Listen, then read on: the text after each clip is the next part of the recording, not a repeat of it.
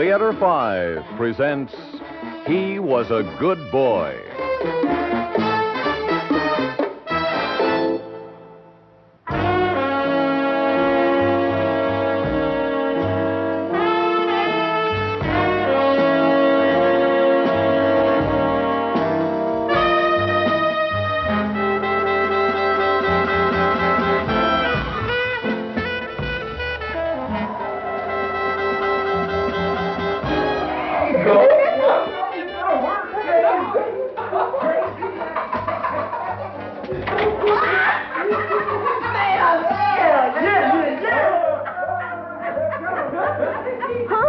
Who's there? Who's down there? Who's there? Who is it? It's your grandmother. She heard us. Joey? Is that you? You'd better answer. Go on. It's me, Nan. Oh, thank goodness you scared me half to death. I couldn't imagine who was in the basement. What are you doing down there? Is someone with you? No, it's no one, Nan. A couple of the guys, Nan. We're warming ourselves by the furnace. It's freezing out. Oh, it must be. I couldn't get warm all evening. This old house is like a morgue. Where were you? Ron, no place special. It's too cold. Oh, I thought you were going to the movies. No, we changed our mind. What? I said we didn't go. There was only a Western. Oh, I see. Your voice sounds peculiar. Do you have a cold? No. Joey? No, Nan. I don't have a cold. Oh, well, that's good. How's the furnace? Does it need more coal? Joey? Yeah, Nan. What's going on? Is anything the matter? Are you all right? I'm okay. It's just that these guys are horsing around, man. You go on to bed, Nan. It's late. Are you down there too, Tommy? Yes, Mrs. Hollis. I knew I'd met you before. I even remembered the name. Who's the other boy? What other boy? Nan, it's Raymond. He's a friend from school. Oh, how do you do, Raymond? Well, I can see we all have the giggles tonight. It must be catching. Joey? Yes, Nan. There's half a cake here from yesterday, but it's still fresh. I had it wrapped in wax paper. It's the kind you like, chocolate with fudge icing. You can have that and make yourselves cocoa. There's plenty of milk. Now, make it nice and hot. That'll warm you. Joey, I'll get the things ready. I'll set out the cups. Now, you come up soon, you hear? That's a good boy.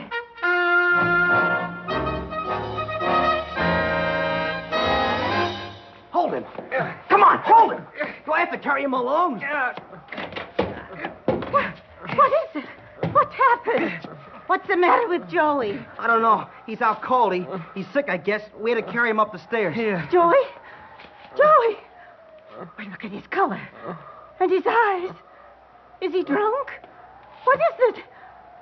Were you boys drinking down there? Answer me. We were drinking. Honest. Well, then what is it? Oh, Joey, loosen his collar. Oh, dear heaven, what is it? Joey! Well, don't stand there, boys. We can't leave him on the floor. Help me get him to his bed. I'm going. I'm getting out of here. Yeah, let's go.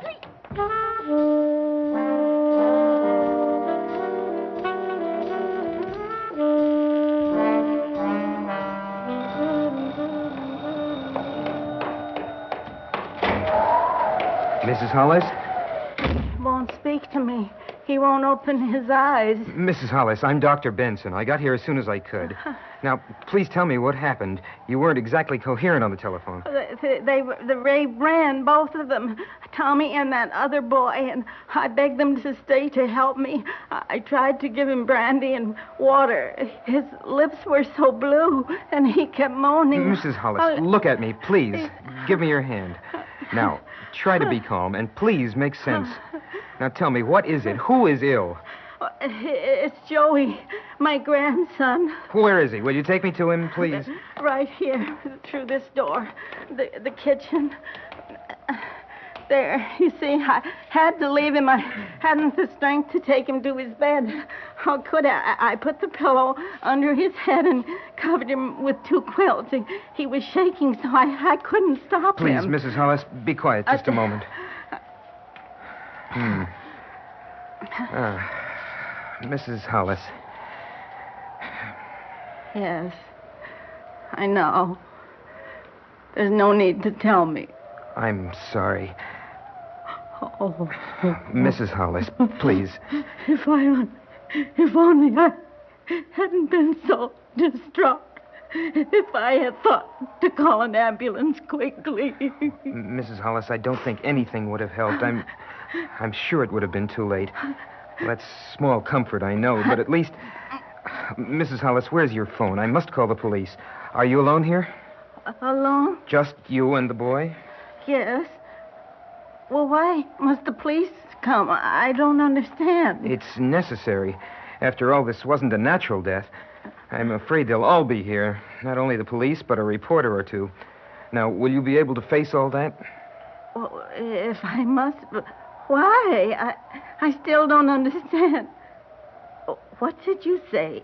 It wasn't a natural death? You saw his arm. His arm? What do you mean? Mrs. Hollis, look. There. And there. Do you see? Wait. Here, look at all these scars.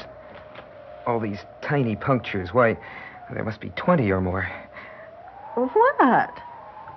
Mrs. Hollis, this boy has been taking something. Heroin, probably. He died from an overdose. He died from what? Well, what did you think killed your grandson? What? I didn't think about it at all, clearly. Once I knew he was dead, it didn't seem to matter. And what must have passed through my mind when they first dragged him from the cellar was his asthma. He was always so short of breath. He could never run like the other boys, so I must have thought, oh, what am I to believe now? Now that you've examined my dead boy, that he died from a drug? Dope of some kind? Isn't that what you said? Do you expect me to believe that my boy was an addict? Some kind of... What is that vile word they use in the street? Some kind of junkie? Oh, no. Oh, doctor, no. My Joey was a good boy. A good boy.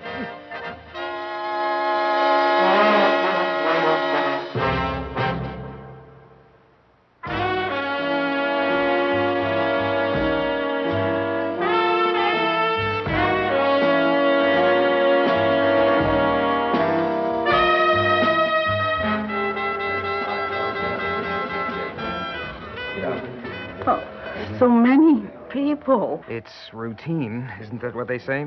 But all those policemen, do they need 5 men for one small dead boy? Now, Mrs. Hollis, you've been so good up till now. Oh, I'm all right. Who is that young woman by the window with her bleached hair and fancy notebook? She's a reporter. Her name is Desmond. She writes about cases like this. For the newspapers? For one of them, the Journal. She's been doing a series of articles on the city's, drug traffic. That's for you, Halloran. Take it, I'm busy. Will she write about Joey, how he died? Well, that depends on you, I suspect. Now, will you want to talk to her? Oh, here comes Detective Halloran. I'll stop by in the morning to see how you are, Mrs. Hollis. You leaving, Doc? I've got to. I'm 2 hours late on another call. So long, Halloran.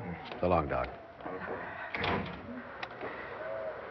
Mrs. Hollis, I'm Detective Halloran, Narcotics Squad. I'm sorry. Sorry for your trouble. You think you could answer a few questions? I'll try. Good. Just routine stuff. Oh, your name is Hollis, Nan Hollis? Yes? And the address, 299 Cape Horn, right? Yes. And the boy, your grandson, he was Hollis, too, Joseph John. Yes? And his age? Miss Hollis, how old was the boy? My Joey. My Joey was just 17.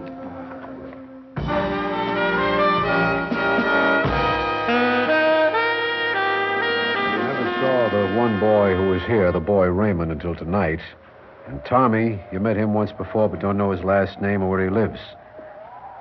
I'm sorry. So am I, Mrs. Hollis, so am I. It sure doesn't make my job any easier. Well, I guess that does it for tonight. Well, perhaps you could tell us about some of Joey's other friends, Mrs. Hollis. Other boys who might have known Raymond or Tommy. And just when, Miss Desmond, did you become a member of the Narcotics Squad? Oh, sorry, Lieutenant. I just thought I could help. Well, your motives are good, I'm told, so I'll forgive you. This time. I'm going now. I'll leave McCrary here in the outside hall. If you need anything, Mrs. Hollis, just speak to the officer. Thank you. And Clara, Yes, Lieutenant. take it easy. She's a sweet old lady. Too sweet. Do you buy all that? All what? Oh, I don't know. And I've got a rotten mind, I guess. But someone that sweet and innocent is just plain weird to me. Or hiding something mighty dirty. Believe me, Clara, there's nothing for you here. Well, I'm not so sure. There's at least one peg to hang my hat on. Joey was a good boy, Lieutenant. So, he said his prayers. Yeah. Every night he said, bless Granny, bless Mommy, bless my nice connection.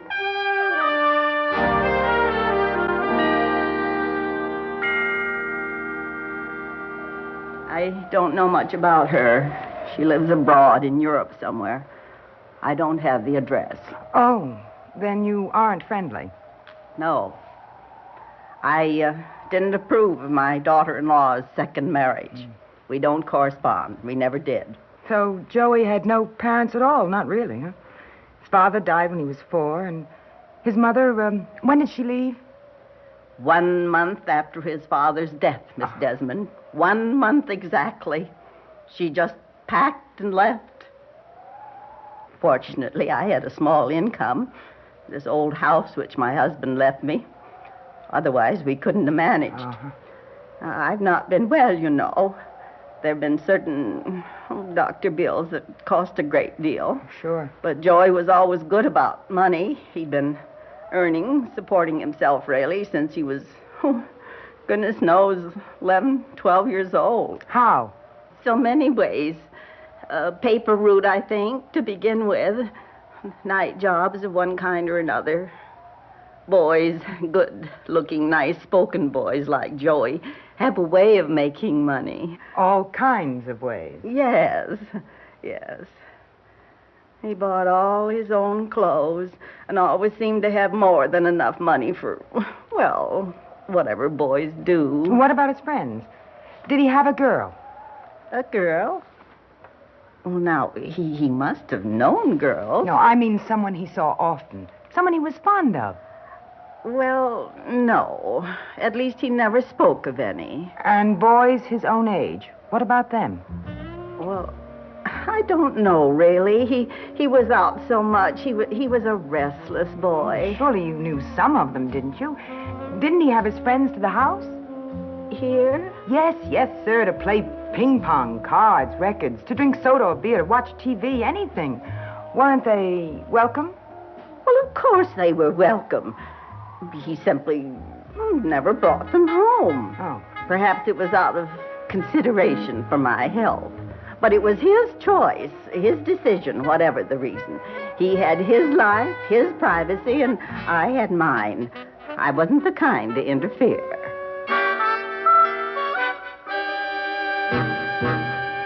Oh, come now, Mrs. Hollis. What's your guess? You don't bring a boy up, live with him all his life, and not know something about him. Miss Desmond, I agreed to answer your questions because of Lieutenant Halloran. Now, he told me that your work, that you have been writing for your newspaper, that your work was important. It is. What makes a boy turn to narcotics? And who better than you can answer? Mrs. Hollis, tell me about Joey. What do you think? Did he feel lost, abandoned, unloved because of his parents? Was he lonely, depressed? Did he do it because he was mixed up, different? Stop it! I won't put up with any more of this. He was a good boy. I don't know how it happened, but however it happened, it wasn't Joey's fault. The Lord's ways are strange. Now, that's something that wouldn't occur to you, would it, young lady?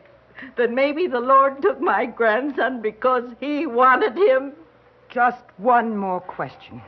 It's a strange one, Mrs. Hollis, very strange. But I must ask it because, well, I've been watching you all evening, and I noticed how very often you touch your arm, the left one, inside the elbow, as if it was sensitive or sore. Are you aware that you do it? Or is this an unconscious gesture? If you're implying what I think you are, you must be insane. I see you understand the implication instantly. No hesitation at all. Well, let me tell you this. I've been at this rotten business a long, long time. There are no surprises left. I'm shock-proof, so help me. So here it is. If a good boy, a nice boy like Joey can become a junkie, why can't a sweet old grandmother like you be a mainliner, too? And if I'm a raving psychotic, show me up for what I am. Go on. One simple gesture. Roll up your sleeves and show me your arm. All right. All right. I will. Both arms. There. And there. What do you see? Not a mark on either of them. Are you satisfied? Does that answer your vile and sordid question? Mrs. Hollis. Now, I want you out of here right now. Otherwise, I'll call that officer in the hall and have him throw you out. All right, I'll go. So I was wrong. I apologize. But believe me, Mrs. Hollis, there were times, many times when I was right. I won't listen. I won't listen. No one wants to listen. It's all on the other side of the tracks. It couldn't possibly happen here, no, until it does. And then somehow it hasn't happened at all. I'll go now. Good night, Mrs. Hollis. I was pretty rough, I know, but maybe you understand why. Please forgive me. Good night. Miss Desmond. Yes? Forgiveness is merely a word easily used. I'm not sure if it can be of value to either of us. If you feel obligated to make amends of some kind, then do so in a way that is meaningful to me. How is that? I ask a favor. Yes? When you write, whatever it is you must, for your newspaper, about Joey, I mean, I want you to say, you must put down that he was a good boy. Because he was. He was, Miss Desmond. Joey was a good boy. A good boy.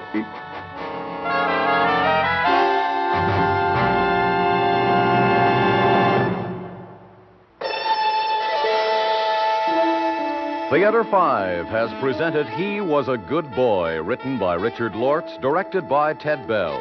In the cast, Alice Yearman, George Petrie, Natalie Priest, Hal Studer, Larry Robinson, and Ronald Liss. Script editor, Jack C. Wilson. Original music by Alexander Vlastotsenko. Orchestra under the direction of Glenn Osser. Executive producer for Theater 5, Mr. Lee Bowman. We invite your comments. Write to Theater 5, New York 23, New York. That's Theater 5, New York 23, New York. This is Fred Foy speaking.